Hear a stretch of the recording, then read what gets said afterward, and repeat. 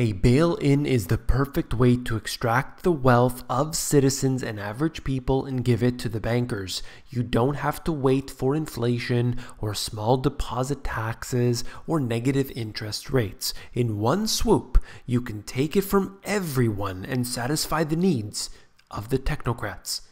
You came here for the truth, so let me unveil that for you. Today we are going to have our focus on the bail-ins.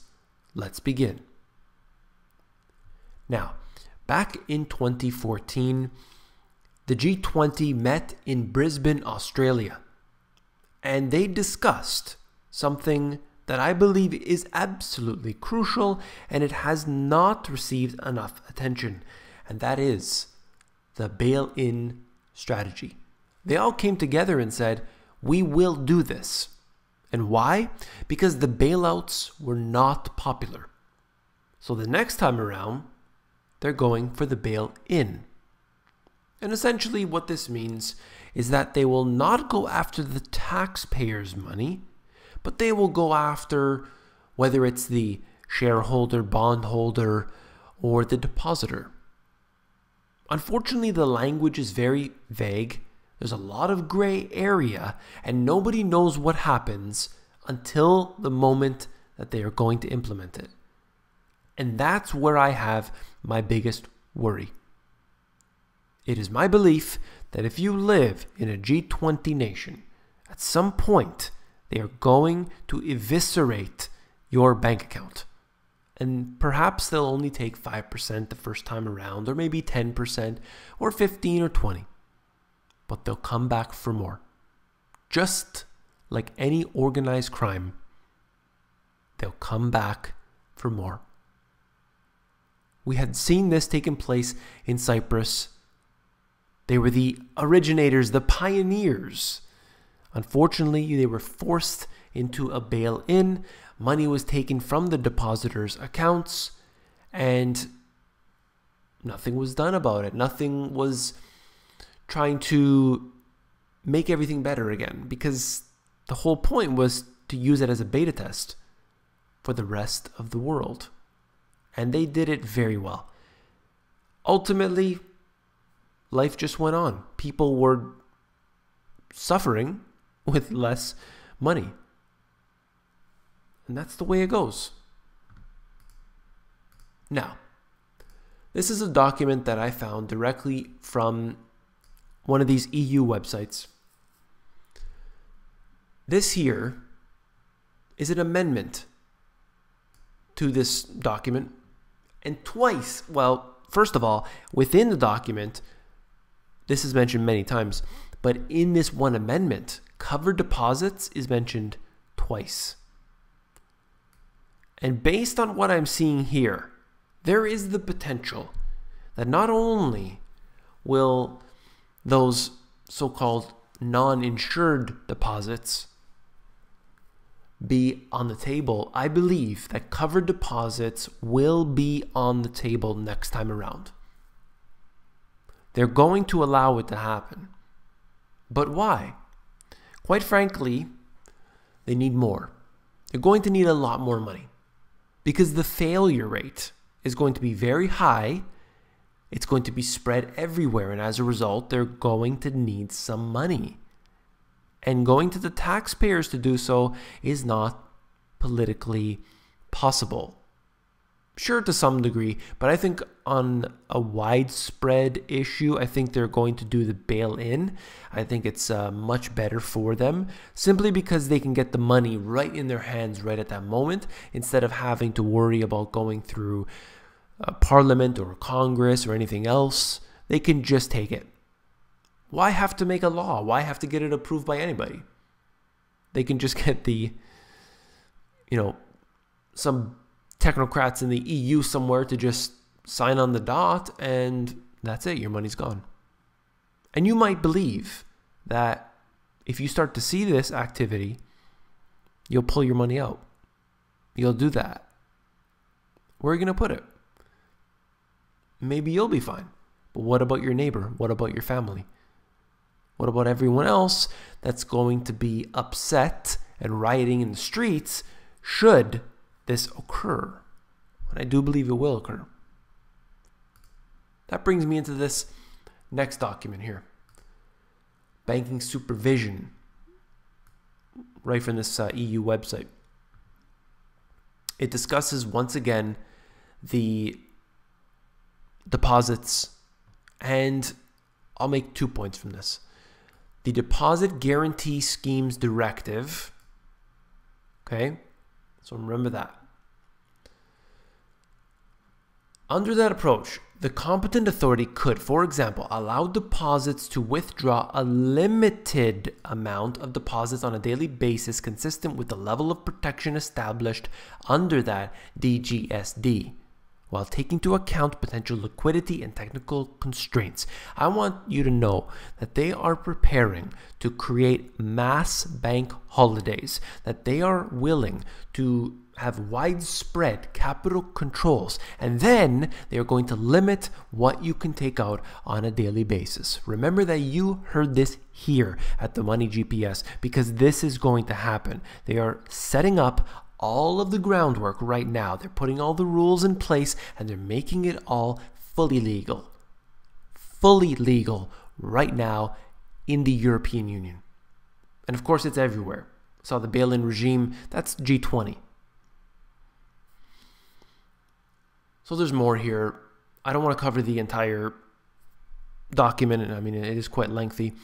Let's just look at the bottom, where I read this type of information, and it should be front page news everywhere saying warning, warning, warning, and it's not. All right, talking about an example to the deposit guarantee schemes. During a transitional period, depositors should have access to an appropriate number of their covered deposits to cover the cost of living within 5 working days of a request. So they're saying, you know, we're going to limit your access to your bank account, but we understand that you have bills to pay and things, so we're going to give you a little trickle of that. But they may get to that point where that trickle starts to get thinner and thinner, starts to be less and less. And maybe they lock you out for a period of time. Maybe they say it's going to be available for a certain period of time, but unfortunately, due to liquidity concerns, they have to stop, and you don't get your money. This is a terrible, terrible idea. Think about this, that they would prevent access to your bank account so that you don't take it out because you're scared about the situation. These are the crimes that are committed every single day. The groundwork is being set up right now as we speak. I'm bringing this to you, and you don't have to be in the EU to be concerned about this. Understand that. And yet, you will find that there are always people, check the thumbs down on this video, there are always people who will deny that it happens until it does. And when it does to them, who do you think is going to be yelling and screaming the most? The people who definitely were not prepared in any way. They had all their money in these financial institutions, and now they're scared to death. Just want to cover one more. One of the biggest proponents of the bail-in is Canada, and they call it a Bailin Regime. This was discussed, I believe, since 2013 in Canada, and they're ready for this. I mean, they've been prepared. They are ready to take people's deposits and take, whether it's bondholders, shareholders, it doesn't really matter, and we don't know. That's the thing, that people say that, oh, the depositors won't be affected by this. No, no, no. The language that they've written here allows them to take deposits. Whether or not they'll do that, I don't know. It hasn't happened in Canada. So potentially not, but it's equally as possible that they will take deposits. The way I believe it will work is that there will be multiple stages, and I believe they will do, and this is all a hypothesis, they will first take the uninsured, and then in the second stage, they will take the so-called insured deposits. That's the most realistic strategy. I think that they will do so, because it will give them an opportunity to say, oh, it was just those rich people. They had over 100,000 in their account, and so that's not insured. Hey, take their money. But then the next round they'll take, and then they will feel, well, they already had theirs taken out, so I guess what can you do? And that's the way they're going to sell it. This might not happen next week or next year, or it might take a while. And it's not going to happen, all at once, where all countries tomorrow are just going to have to do this. I think it will happen as with everything else. One country starts to weaken, too much debt, they can't pay their creditors, and so they have to do something like this. The banks are failing. They don't necessarily fail all in one day.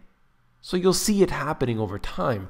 So watch out for this. That's all I'm going to say. If you have your money in a financial institution, understand that that belongs to them.